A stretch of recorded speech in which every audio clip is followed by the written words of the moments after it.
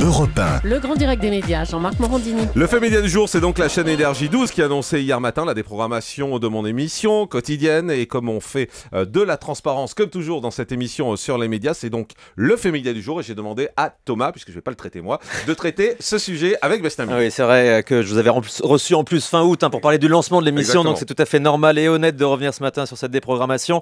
Dans un instant donc, Jean-Marc, votre réaction. Mais d'abord, comme d'habitude, les faits avec Bastien Milot qui est avec nous. Bonjour. Bonjour Thomas. Bastien, on va donc le rappeler, cette émission, c'était un gros pari pour la chaîne Énergie 12. Oui, et il y a très exactement un jour, Thomas, pour la première émission de la saison, on évoquait à ce même micro la guerre des access qui mettait aux prises 6 talk-shows programmés sur la tranche 19h-20h. Rappelons-le à nos auditeurs, cette guerre, elle est impitoyable car elle a un enjeu économique et commercial énorme. Les recettes publicitaires qui sont vitales pour des chaînes qui, en dehors du service public, rappelons-le, vivent exclusivement de la publicité.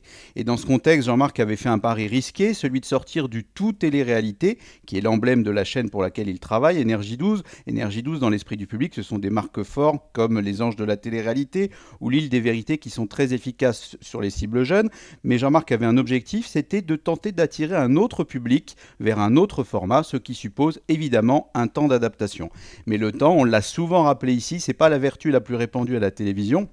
Et donc, le directeur des programmes d'Énergie 12 l'a expliqué lui-même hier. Énergie 12 est une chaîne commerciale. Nous devons aller vite. Nous n'avons pas assez de temps pour amener un autre public. Du coup, le verdict est tombé hier avec la déprogrammation de l'émission Média dont les audiences n'étaient pas suffisantes pour la chaîne et son remplacement par une série américaine dès lundi, puis peut-être par de la télé-réalité. Oui, c'est vrai, Bastien, cette saison, plus que jamais, le carrefour de l'Access Prime Time est très, très disputé. Oui, on constate deux phénomènes depuis la rentrée. Thomas, d'abord un réel effet de curiosité pour les premiers numéros des émissions qui sont déjà installées, mais où il y a eu un changement d'animateur. Par exemple, le Grand Journal avec Antoine Decaune, ou C'est à vous avec Anne-Sophie Lapix. Mais comme le note très justement Karine Didier dans Le Parisien ce matin, cette semaine, le contexte devient de plus en plus rude. D'abord parce que TF1 et Le Juste Prix continuent à rester largement leaders sur cette tranche en frôlant les 4 millions de téléspectateurs quotidien, et puis parce qu'il y a une érosion de l'ensemble des scores des talk-shows, petit à petit, jour après jour. Karine Didier, dans l'article, le montre. Le Grand Journal est passé de 1 900 000 téléspectateurs à la première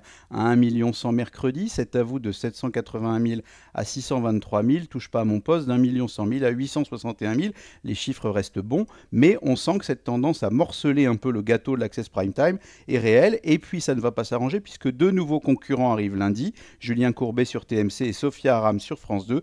De quoi compliquer un peu plus la donne et de quoi nous conforter définitivement dans l'idée que la télévision est réellement un univers impitoyable. Merci beaucoup, Bastien.